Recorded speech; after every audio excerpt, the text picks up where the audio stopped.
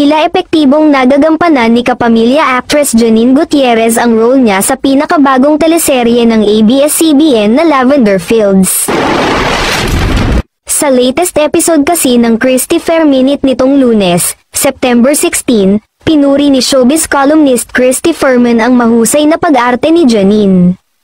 Ang dami pong naiinis dito kay Janine Gutierrez kasi sa role niya, pero pinapalakpakan naman siya dahil ang galing-galing niyang umarte, saad ni Christy. Dagdag pa niya, at day, huwag tawaran ng katawan, lalo pag naka-two-piece, grabe, pagkaganda-ganda. Saka alam mo, Nay, di ba ang mga katangian ng kontrabida, nasa kanya na, karakter niya, matangkad, maganda, sexy, nakakapag-Ingles, nasa kanya talaga, segunda naman ang co-host niyang si Romel Chica.